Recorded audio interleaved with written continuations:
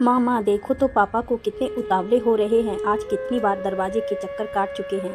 हाँ भाई, उनकी लाडली बिटिया ससुराल में पूरे 15 दिन बिताकर वापस आ रही है। पता नहीं पापा 15 दिन कैसे रहे रिया के बिना। चुप कर, क्या तू लाडला नहीं है हमारा? अरे तेरी भी तो बहन आ रही है। और एक बात बता, जब तेरी पत्नी जूही अपने मायके जाती है तो क्या उसके मम्मी पापा भी उसका इतनी बेसब्री से इंतज़ार नहीं करते? हाँ माँ, पर फिर भी आपको पता है कि रिया को वहाँ से यहाँ तक पहुँचने 3 घंटे लगेंगे, तो अभी से बार बार जाकर दरवाजे पर क्या देखना। इतने में ही राजीव के पापा भी आ गए। राजीव बेटा, जब तेरी बेटी पीहू ससुराल से वापस आएगी तब तेरी भी यही हालत होने वाली है। पर पापा, मैं तो जब भी हॉस्टल से आता था या बाहर नौकरी से आता था तो मेरा तो ऐसा किसी ने इंतज़ार नहीं किया। आज तो देखो, अपनी लाडली के लिए माँ ने सुबह से ही उठकर कितनी तैयारी कर रही है। एक भी टाइम ऐसा नहीं छोड़ा जो रिया को पसंद ना हो। माँ बेचारी मेरी पत्नी को भी आज तो पूरी बावर्ची बनाकर छोड़ेगी। बेटा, रिया हम सबको छोड़कर पहली बार इतनी दूर ससुराल गई है। पता नहीं वहाँ कैसी रह रही होगी, कैसी होगी मेरी लाडली। उसका इंतज़ार तो बनता ही है ना। 3 घंटे बाद रिया घर आ गई और चहकते हुए अपने पापा मम्मी के गले लग गए। पापा मम्मी की आंखों से तो गंगा जमुना बहने लग गई। ऐसा लग रहा था बेटी 15 दिन के लिए नहीं, 15 सालों बाद मिल रही हो। पूरे घर में खिलखिलाहट फैल गई। भतीजी खुश तो बुआ से ऐसे चिपक गई मानो फेविक्विक का जोड़ी हो। सब बुआ भतीजी के मिलन को देखकर भी बहुत भावुक हो रहे थे। तभी रिया बोली, पापा मम्मी, आपको पता है मुझे यहाँ तक आने में कम से कम 3 घंटे लगते हैं। फिर आप बार बार मेरे इंतज़ार कर रहे थे। वो भी बाहर खड़े होकर। मेरे पास अपना खुद का हेलीकॉप्टर तो नहीं है जिसे लेकर चल दूँ और बस 5 मिनट में आपके पास आ जाऊँ। मेरी प्यारी मम्मी, मैं आपको बता नहीं सकती मैंने ससुराल में आप सबको कितना ज़्यादा मिस किया। सबसे ज़्यादा पापा को। मम्मी, मेरे ससुराल में सब लोग अच्छे हैं, सब मेरी छोटी छोटी बात का ध्यान रखते हैं।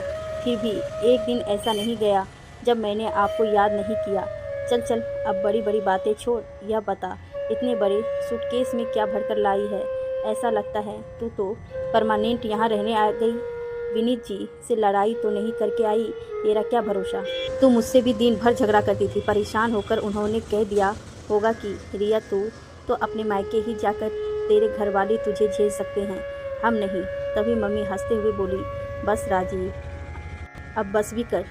रिया को छेड़ना, कितनी देर से भूखी होगी मेरी बच्ची, पहले उसकी पसंद का खाना तो खाने दे।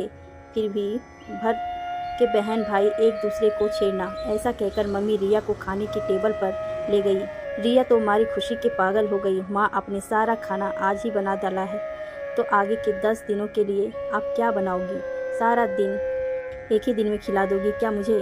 हाँ हाँ, खा ले। तेरी सास भी तो देखे, हमने मायके से अपनी बहन को मोटा ताज़ा करके भेजा है। रिया की शादी के बाद पहली होली थी और कहते हैं पहली होली सासू बहू साथ नहीं मनाते, इसीलिए रिया अपने मायके आ गई।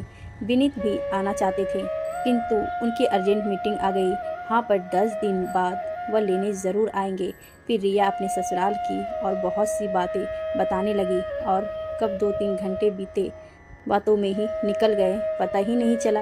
अगले दिन नंद भाभी कभी घूमने, कभी शॉपिंग, कभी मेले में चले जाते। एक दिन शाम को जब रिया घर आई तो पापा बोले, रिया बेटा, क्या पापा के पास बैठने का टाइम नहीं है तेरे पास? तू मेरी सबसे लाडली बेटी है और तू दिन भर घूमकर इतना थक जाती है कि तुझे घर आते ही नींद आने लग जाती है। मैं तो बेटा तुझसे बात करने को ही तरस जाता हूँ। बेटा, तेरी ससुराल में सब ठीक है ना? तुझे वहाँ कोई परेशानी तो नहीं है? सॉरी पापा, मैंने तो यह सब सोचा ही नहीं। और फिर पापा बेटी काफ़ी देर तक बातें करते रहे, हंसते रहे। पापा रोज़ कुछ ना कुछ रिया की पसंद का लेकर आते। तब राजीव फिर छेड़ता, अरे पापा, अब यह ससुराल वाली हो गई है, अब तो इसकी जिद पूरी करना बंद कर दो। तब पापा बोले, बेटा, जब तक बेटी मायके में है उसकी हर इच्छा पूरी करनी चाहिए। आगे पता नहीं ससुराल में इच्छाएं पूरी हो या ना हो, और मैं नहीं चाहता मेरे होते हुए मेरी बेटी को अपना मन मारना पड़े और फिर कुछ दिन हंसी खुशी बिता कर रिया अपनी ससुराल चली गई। इस बार राखी पर रिया फिर से मायके आई, किंतु इस बार उसकी हंसी में वह चमक नहीं थी और ना ही वह कोई जिद करती, ना खुलकर कोई बात करती। पापा मम्मी से यह सब नहीं छुपा, आखिर उनकी चहकने वाली लाडली अब इतनी गुमसुम सी जो हो गई थी। पापा के लाख पूछने के बाद में रिया थोड़ा सहज हुए और उसने जो बताया उसे सुनकर तो रिया के पापा दंग रह गए। रिया ने बताया, पापा वैसे तो ससुराल में पैसों की कोई कमी नहीं है, किंतु फिर भी वह मुझे कम दहेज के लिए अक्सर ताने मारते रहते हैं। यहाँ तक कि विनीत का चरित्र भी साफ सुथरा नहीं है। पापा, आपने इतनी छानबीन करने के बाद में यह संबंध मेरे लिए तय किया था और मुझे भी आपकी पसंद पर पूरा भरोसा था, किंतु पापा विनीत का अपने ऑफिस की सहकर्मी से अफेयर चल रहा है और घर वाले सब जानते हुए भी अनजान बनने का नाटक करते हैं। इससे पहले भी विनीत ने एक लड़की को धोखा दिया था और उस लड़की ने आत्महत्या कर ली। पापा, विनीत मुझे से अच्छे से व्यवहार भी नहीं करते। मैं वहाँ घुट घुट के जीते हूँ, नरक से भी बदतर होती जा रही है मेरी ज़िंदगी। मुझे एक नौकरानी का 7 दर्जा दे रखा है।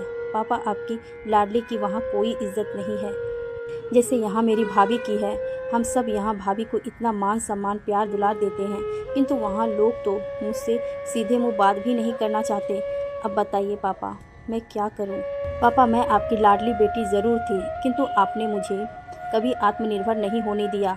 तब रिया के पापा बोले, बेटा तू इतना सब सहन करती रही और एक बार भी तुझे अपने पापा की याद नहीं आई, या उसने कहना तूने ज़रूरी नहीं समझा? 2 दिन बाद रिया के पापा ने विनीत के घर वालों से इस संबंध में बात की और उन्हें समझाने की बहुत कोशिश की, किंतु उन्होंने रिया के पापा को साफ साफ कह दिया, देखिए, अगर आपकी बेटी को यहाँ रहना है तो हमारे हिसाब से ही रहना होगा, हम उसकी मर्ज़ी से नहीं रहेंगे। अगर आपको उसके यहाँ रहने में दिक्कत है तो आप रखिए अपनी बेटी को अपने पास। हमारे विनीत के लिए तो आज भी अच्छे अच्छे रिश्ते मौजूद हैं। यह सुनकर रिया के पापा को बहुत धक्का लगा। क्या इतनी जांच पड़ताल करने के बाद भी मुझे अपनी लाडली के लिए रिश्ता देखने में चूक हो गई? किंतु अब मेरी बेटी उस घर में जाकर बार बार बेइज्जती नहीं होगी। बेटा है मेरी कोई खिलौना नहीं, मेरी बेटी जिएगी तो सम्मान के साथ जिएगी। और फिर उन्होंने रिया और सभी घर वालों की सहमति से विनीत के खिलाफ तलाक और दहेज का मुकदमा तैयार कर दिया और फिर जीत रिया की हुई। तब रिया के पापा बोले, बेटा तो यह मत समझना कि लोग क्या कहेंगे, मुझे लोगों से ज़्यादा अपनी बेटी प्यारी है। मेरी बेटी घुट घुट कर नहीं जिएगी और तलाक के साथ ज़िंदगी खत्म नहीं होती, बल्कि एक नया सबक मिलता है। और वैसे भी हम सभी घर वाले तेरे साथ हैं और हमेशा रहेंगे। अपनी लाडली बेटी को गले लगा लिया।